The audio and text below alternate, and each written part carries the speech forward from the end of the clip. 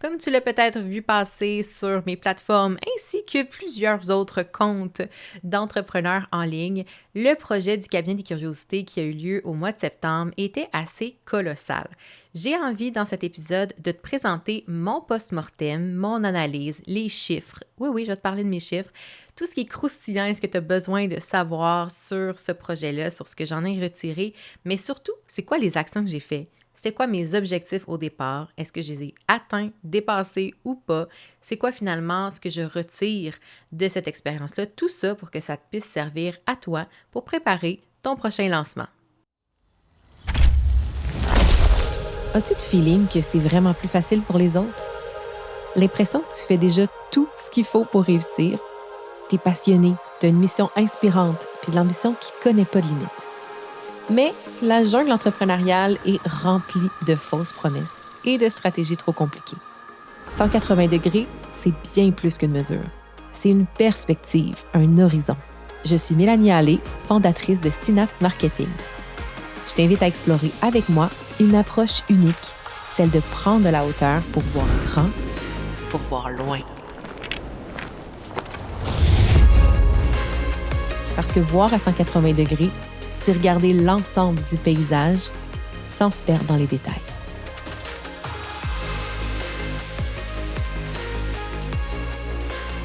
Salut à toi, j'espère que tu vas bien. Alors, dans cet épisode, je fais mon fameux post-mortem de lancement où je vais te donner tous les détails croustillants, tous les chiffres importants et toute la méthodologie. Bref, je vais tout déconstruire ça avec toi parce que je sais que ça peut t'aider à toi aussi planifier un prochain lancement, quel qu'il soit. J'ai déjà un épisode dédié là, sur les lancements. Donc là, ce que je veux faire, c'est décortiquer celui du cabinet des curiosités que tu as sûrement entendu maintes et maintes fois dans le mois de septembre.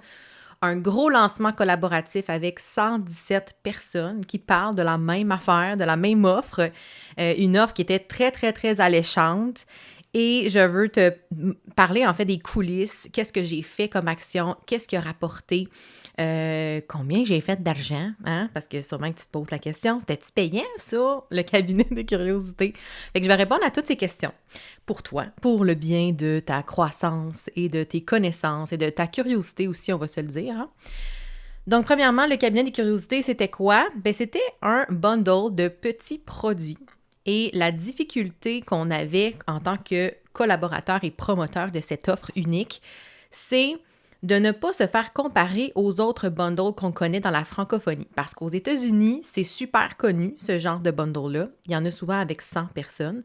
J'avoue que 117, dans la francophonie, on n'avait jamais vu ça. Mais aux États-Unis, ça se fait souvent, que ce soit pour des petits produits, des fois pour des formations. Mais bref, c'est un modèle d'affaires qui est largement utilisé. Au Québec, dans la francophonie, le seul modèle qu'on avait en tête qui était largement connu, c'est le bundle de Django 20, donc Catching, qui souvent propose une vingtaine, entre 15 et 20 formations. Puis tu sais, plus des formations qui ont une valeur autour là, de 200 à 700 $ pour la majorité. Donc, c'est pas le même genre de produit.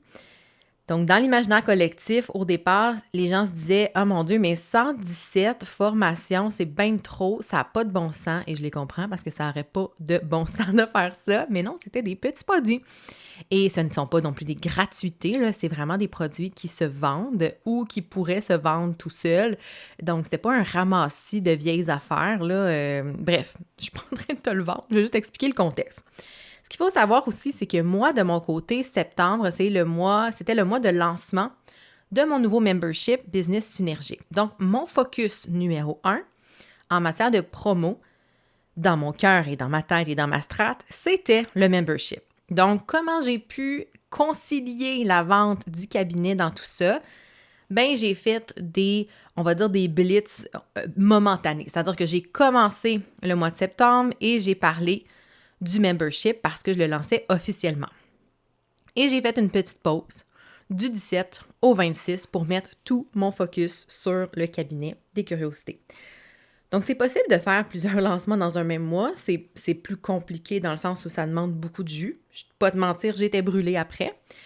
Mais ce que je veux dire, c'est que ça se fait, là. Tu sais, on peut se laisser de l'espace. Je me demandais, cet été, quand je réfléchissais à ma planification, je me disais, ben là, ça fait-tu du sens, tu sais, de parler de 2 grosses affaires, d'être vraiment en mode promotion en septembre?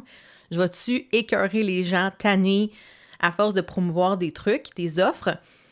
Ben j'ai pris le pari que non, parce que de toute façon, je veux dire, on le sait, là, on n'est pas là pour faire, tu sais, on a besoin de vendre comme entrepreneur. Et je me suis dit, j'ai pas envie d'attendre pour lancer mon membership. L'autre option, c'était de le vendre justement en octobre, de repousser.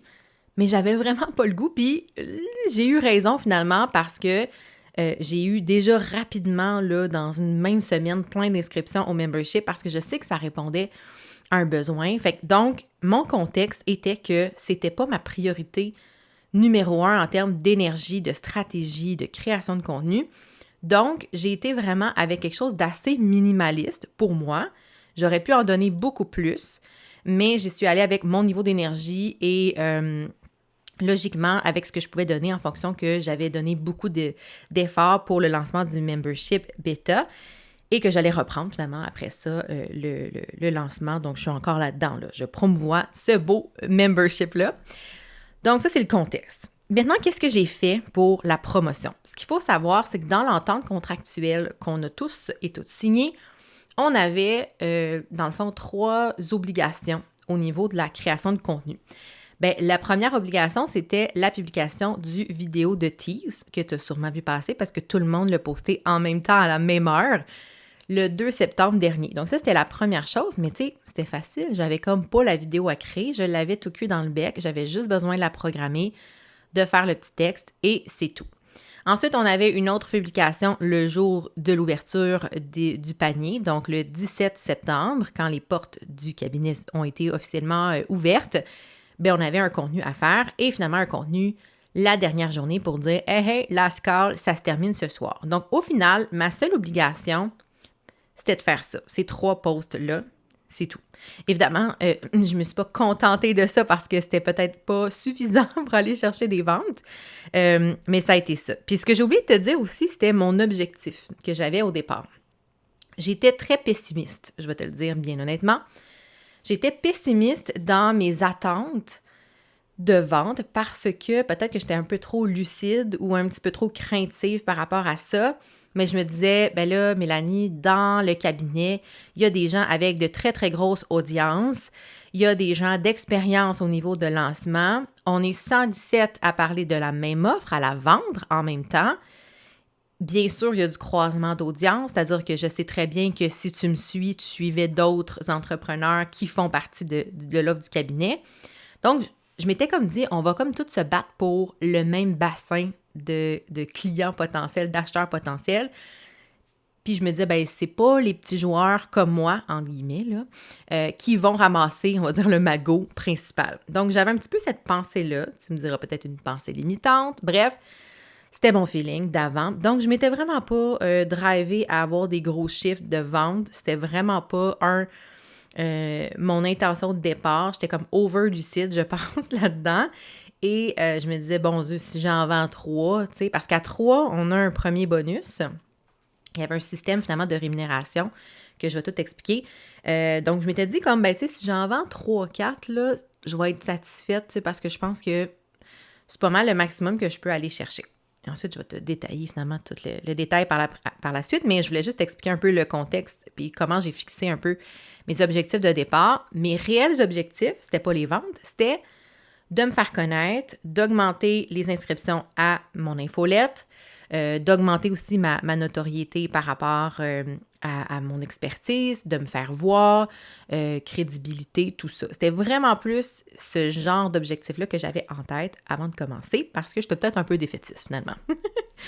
Donc, ce que j'ai fait en termes de contenu, évidemment, il y avait parmi tous les contenus que je te dis, bien, il y a le tease qui est obligatoire et j'ai fait 2 carousels comme publication obligatoire. Donc, en tout, j'avais ces 3-là, 2 carousels, le tease. Et ce que j'ai fait en plus, comme contenu réseaux sociaux, j'ai ajouté à ça 2 Reels qui sont assez simples, OK, que j'ai fait dans CapCut avec des templates. Je pourrais sûrement reparler de ça, mais c'est pas des contenus qui performent bien parce que j'ai l'impression ça c'est mon impression, j'ai pas validé l'information, là, mais que quand on utilise certains templates dans l'application pour le téléphone CapCut qui fait des montages vidéo, mis en contexte, j'ai l'impression que c'est pas nécessairement des contenus qui performent bien parce que Instagram est comme capable de décoder que ça vient de CapCut ou qu'il y a un template derrière ça. Bref, c'est mon hypothèse. Parce que c'est souvent du contenu qui est dupliqué, c'est-à-dire qui existe déjà sous forme différente, mais à partir de quelque chose qui vient d'un template. C'est vraiment une hypothèse. Mais à chaque fois que j'ai essayé ça, ça me faisait bien rire parce qu'on peut utiliser des memes drôles et tout ça. Moi, ça me fait rire, mais c'est généralement des contenus qui ne performent pas très, très bien. Donc ça a été ce que j'ai fait en termes de réseaux sociaux. Fait que tu peux voir que je ne me suis pas vraiment cassé le bicycle bien gros en termes de contenu. J'ai fait beaucoup de stories, par contre, à tous les jours. Par contre, ça, ce que je dois t'avouer, c'est que ça a été très, très, très challengeant parce que durant tout le lancement du cabinet, mes vues de stories ont chuté drastiquement, genre vraiment drastiquement, ça faisait peur. Je me disais, oh my God, on dirait que je retrouve mes chiffres de quand j'ai commencé. Puis c'est un petit peu angoissant parce que tu te dis, ben là, je suis en train de tout scraper. J'ai vraiment eu cette pensée-là, genre, oh my God, OK, j'ai comme, est-ce que les gens sont écœurés? Est-ce que les gens skippent mes stories parce qu'ils veulent pas en entendre parler? Ce que je comprendrais, là, en soi. Mais ça m'a un peu insécurisé, cette portion-là. Mais j'ai fait ce que j'avais à faire, j'en ai parlé en stories, j'ai pas lâché, mais c'est sûr que la motivation de faire plein de contenu stories était moins au rendez-vous. Évidemment, en voyant les chiffres, ça faisait peur. Et j'avais peur que ça revienne pas, et si je peux te rassurer, la journée où le cabinet a fermé ses portes, le lendemain, mes chiffres redevenaient très, très bons et même revenaient excellents. Ben, pas excellents dans les circonstances d'Instagram, on va te le dire, mais c'est revenu comme avant. Donc, tu vois comment c'est vraiment l'effet de lancement, je pense. Les gens sont peut-être écœurés ou l'algorithme. J'ai aucune idée, en fait. Mais voici ce qui s'est passé avec mes stories. En termes de contenu infolettre, là-dessus, j'ai fait, en fait, 2 infolettres qui étaient dédiées où je promouvoyais. Je faisais la promotion. Promouvais. Je sais jamais comment le dire. Je faisais la promotion du cabinet plus directement, de manière plus frontale, toujours en essayant d'amener une valeur avant et pendant et d'amener ça un petit peu de manière intéressante. Je fais ce que je peux. Ça reste du contenu promotionnel, mais je voulais quand même apporter autre chose que juste un courriel de « Achète donc le cabinet, c'est bon pour toi ».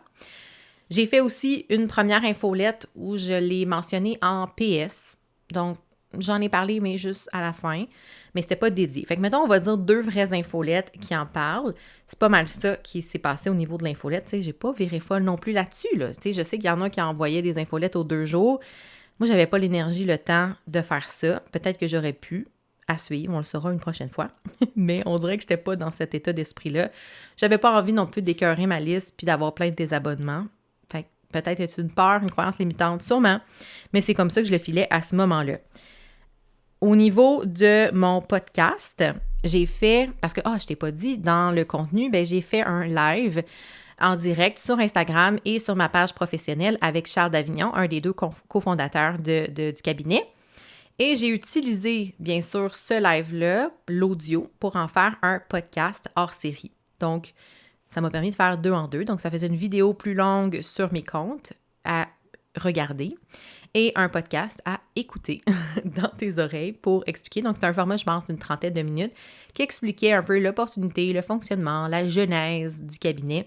Donc, ça a été ce que j'ai fait. J'ai également fait un épisode durant le lancement qui parlait de comment faire un lancement sans perdre la tête parce que je me suis dit, aussi bien me parler des lancements que j'étais en train de vivre, te donner des conseils en même temps au passage, basés sur les lancements que j'ai accompagnés avec mes clientes et les miens, donc notamment celui du cabinet et de mon membership. Donc ça a été ce que j'ai fait en termes de contenu.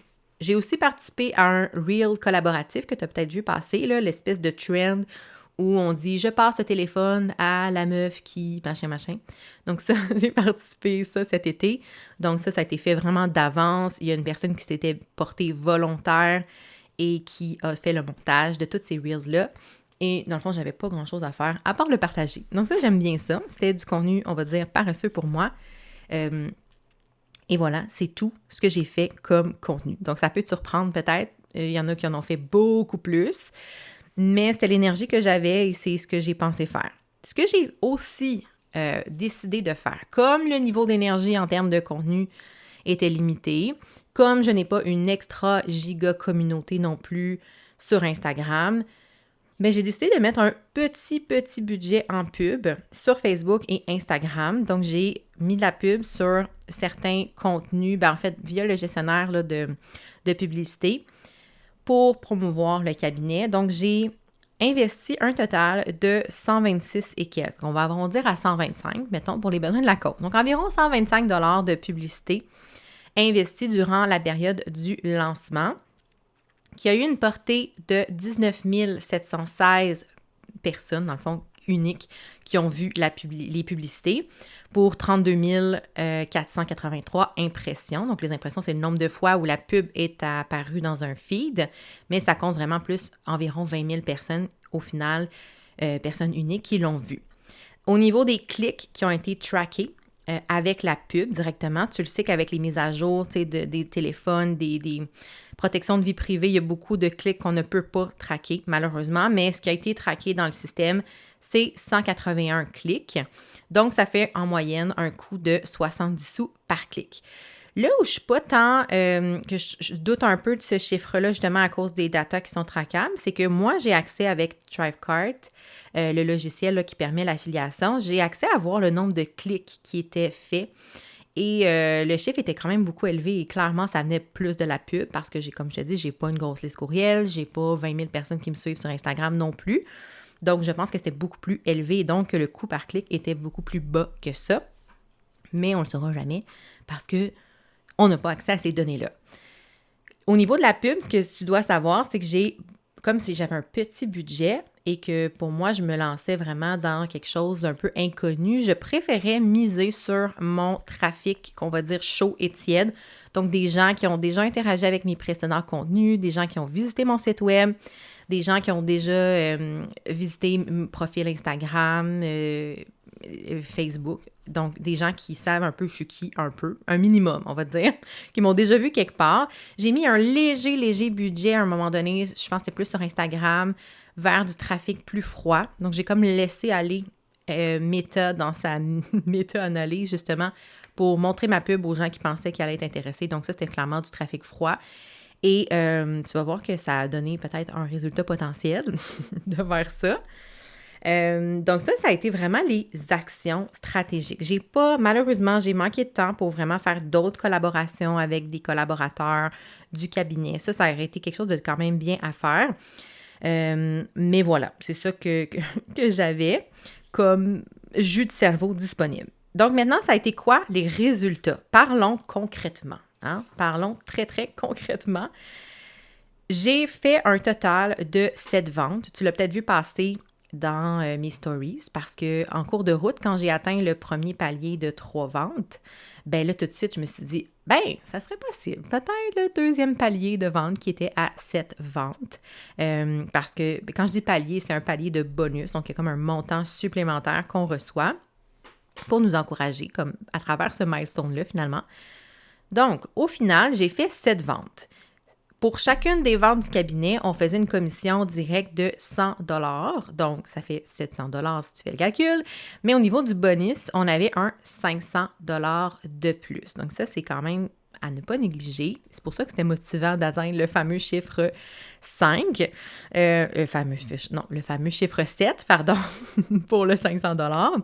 Donc, en tout, en termes de revenus, j'ai fait un total de 1375 $. Puis là, tu te dis, mais voyons, ça faisait 1200 quand j'ai calculé dans ma tête. Oui, parce que il faut savoir que les deux organisateurs, soit Alex Martel et Charles d'Avignon, n'avaient pas de lien d'affilié. Donc, eux ne faisaient pas les commissions pleines sur les ventes provenant de leur lien d'affilié. Donc, toutes les ventes, il n'y avait pas de lien. Donc, ça peut être aussi des erreurs de tracking, des gens qui cliquent puis qui ont changé de navigateur ou peu importe. Il y a plein de raisons qui peuvent faire en sorte que le tracking peut éventuellement se perdre malheureusement. Mais toutes ces ventes-là ont été divisées par le nombre de collaborateurs, ce qui a donné finalement le 175 $ de plus qui s'est ajouté à mes revenus pour l'expérience de vente du cabinet. Donc, si tu fais le calcul, j'ai investi 125 $ en pub, Aussi, ce que je t'ai pas dit, c'est que j'ai eu quelques frais là, avec ma graphiste pour la création de mon petit produit, de la voûte de cartes stratégiques. Donc, j'ai payé ma graphiste pour faire la mise en page des cartes stratégiques, donc des 5 cartes. Et j'en ai eu pour environ 300 $ en tout pour ça. Donc, ça, c'est les frais que j'ai fait. Donc, tu peux voir que c'est pas la passe de cash du siècle, hein, on s'entend. Par contre, on se rappelle que c'était pas l'objectif et que déjà d'être rentable, c'est déjà très cool. Mais allons voir, en fait, les autres chiffres qui nous intéressent. Quels sont les autres résultats potentiels qu'on peut acquérir avec la participation à ce genre de projet-là à grande échelle, collaboratif. Donc, au total, j'ai eu un petit souci au départ avec le lien d'affiliation que je partageais.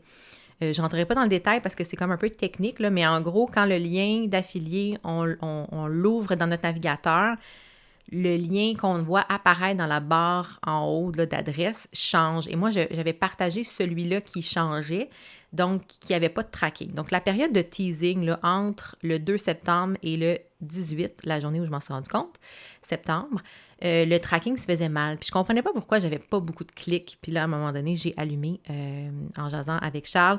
Donc, les nombres de clics seraient potentiellement beaucoup plus élevés avec la période avant, au niveau de la phase de teasing. Mais en tout, du 18 septembre au 26 septembre, finalement, il y a eu 848 clics vers le panier d'achat de mon lien d'affilié. Et là-dessus, j'ai fait 7 ventes au final. Fait que là, tu vas te dire, oh mon Dieu, mais c'est pas un très beau taux de conversion. C'est clair, mais avec de la pub qui a eu un peu de trafic froid, trafic tiède, chaud, c'est normal. Ça a généré beaucoup de clics, mais au final, j'ai finalement quand même atteint cet objectif-là d'atteindre le palier de 7 ventes. L'objectif que je te disais au départ, moi, c'était d'avoir aussi plus d'inscriptions à mon infolettre. Donc, avant la période de lancement, donc le 16 septembre, j'avais 457 abonnés à ma liste courriel. Évidemment, ça varie, hein? Il y a souvent des désabonnements, des gens qui s'abonnent, mais j'étais overall, là, mais en fait, pas overall. Le chiffre exact, c'est 457, mais ce que je veux dire, c'est que c'est un chiffre qui va osciller durant un même mois, ce qui est tout à fait normal. Et là, en date d'aujourd'hui, donc du 10 octobre, moment où j'enregistre cet épisode, je suis à 632 abonnés à mon infolette. Donc, c'est vraiment une belle progression. Ce qu'il faut savoir aussi, c'est que sur le 632, c'est pas tout le monde qui a cliqué la case « Recevoir mon infolette ». Donc, moi, je trouvais ça important de ne pas obliger les gens qui ont acheté le cabinet et qui s'inscrivent pour recevoir mon produit qui fait partie de l'offre. Je ne voulais pas les obliger à être abonnés à mon infolette par souci, de transparence, intégrité, tout ça. Tu sais, je ne veux pas forcer les gens non plus.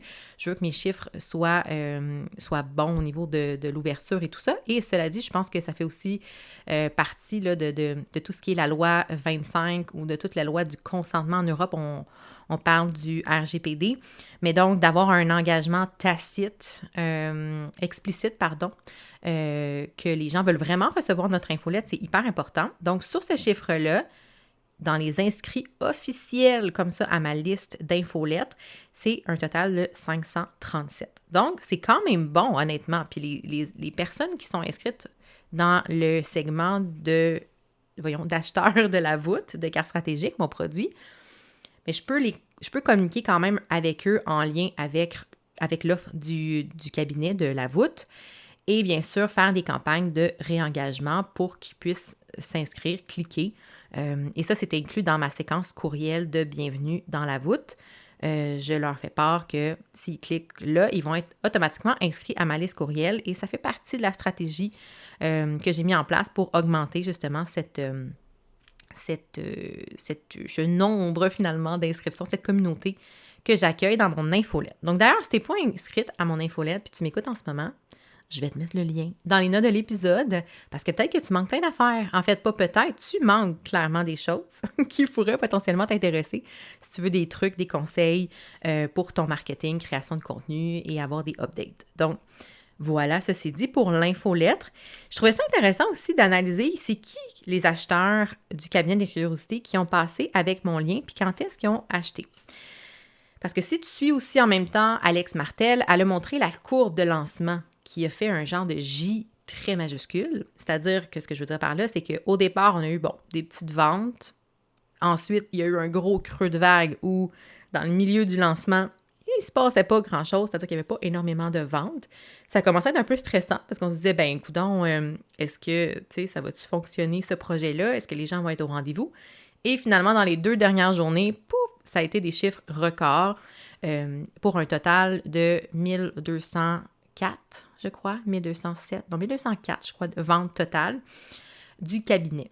Donc, et de mon côté, avec mes maigres ventes, mes 7 ventes, j'ai quand même vécu exactement le même genre de courbe de lancement. C'est-à-dire que j'ai eu une vente le 17, la journée d'ouverture du panier, une vente le 21, une vente le 22, ensuite une vente le 25, l'avant-dernière journée, et pour la dernière journée du lancement, le 26, j'en ai eu 3.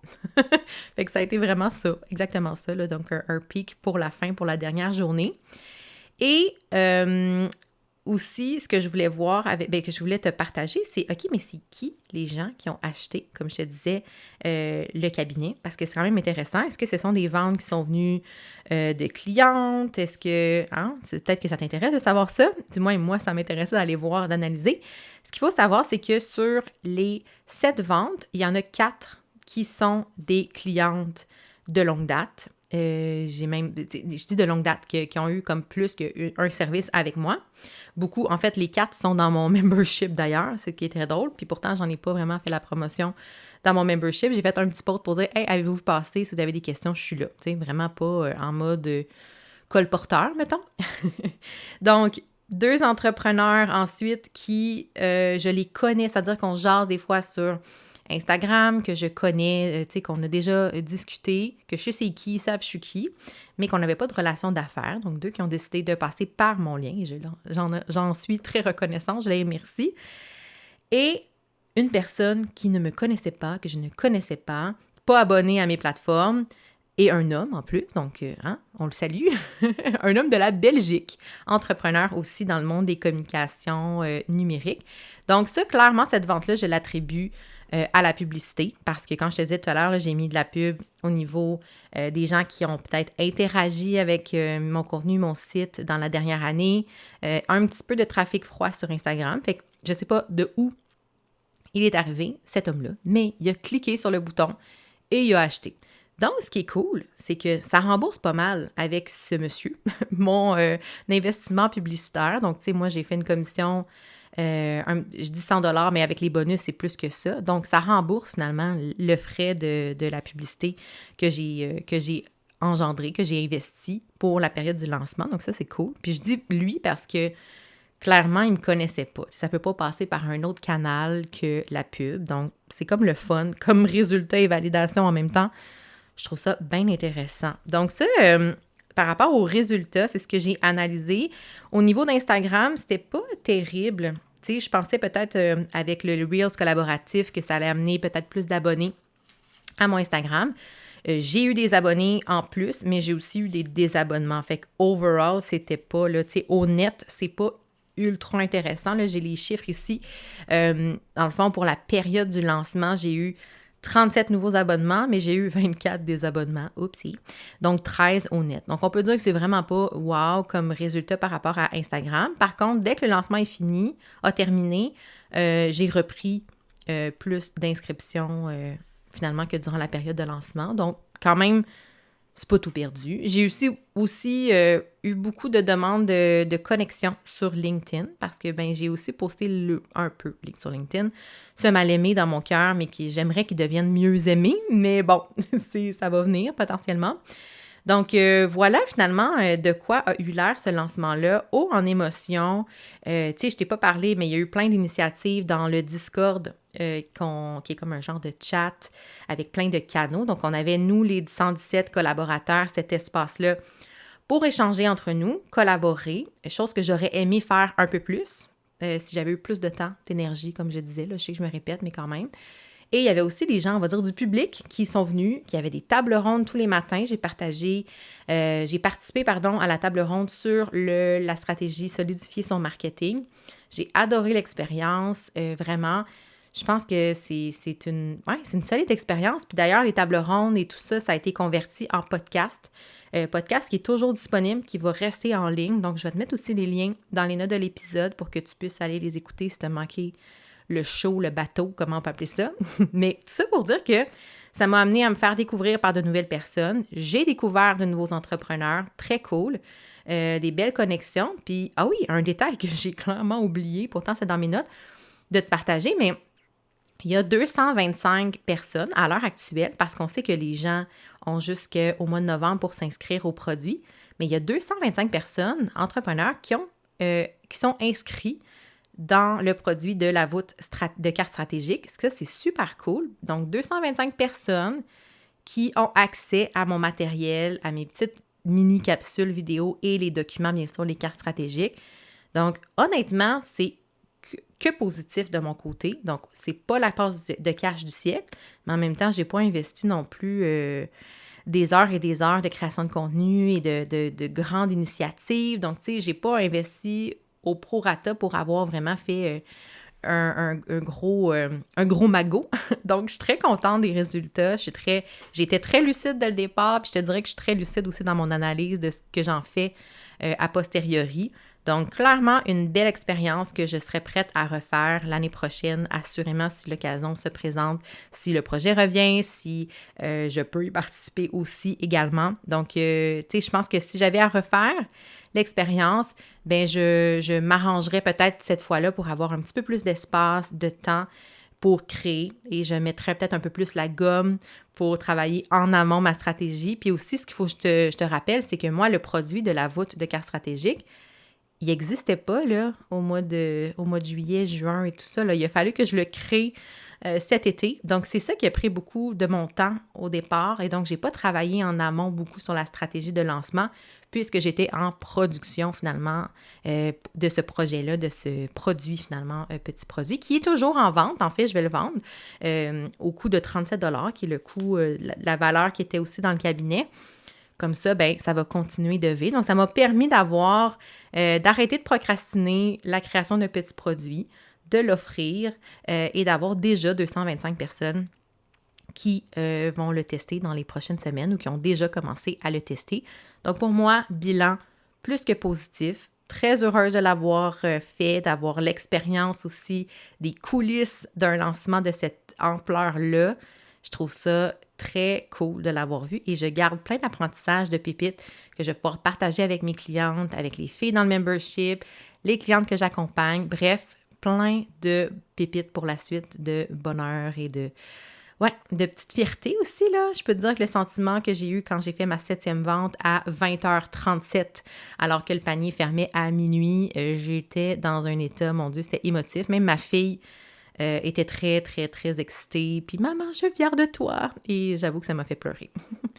Donc voilà mon partage pour toi sur cette expérience de lancement du cabinet des curiosités. J'espère que l'épisode t'a plu. J'espère que tu as appris des choses. Si tu l'écoutes, ben je t'invite à prendre un screenshot et à partager en stories ce que tu as aimé, ce que tu as aimé savoir, apprendre des coulisses de ce lancement-là, pourquoi tu as aimé l'épisode. Bref, prends le temps de m'écrire. Tu peux même écrire un petit review sur la plateforme Spotify ou Apple Podcast. Ça me fait vraiment plaisir de te lire. Alors, ben, je te souhaite une belle semaine. Je te dis à la semaine prochaine pour un autre épisode de 180 degrés. Bye tout le monde! Wow! Merci d'avoir passé ce moment avec mon podcast dans tes oreilles. Ça me touche énormément. J'espère que les idées partagées dans l'épisode t'ont inspiré, t'apporteront une nouvelle perspective et te motiveront à te mettre en action. Si tu y as trouvé de la valeur, je t'invite à le partager. Fais découvrir cet épisode à d'autres entrepreneurs passionnés. Et si tu veux encourager davantage le podcast, je serais hyper reconnaissante si tu pouvais laisser une note ainsi qu'un avis sur la plateforme d'écoute de ton choix. Parce que oui, ça fait une énorme différence pour m'aider à faire connaître 180 degrés à encore plus d'entrepreneurs fantastiques comme toi. À très bientôt pour un autre épisode et d'ici là, n'oublie pas que ta mission fait toute la différence.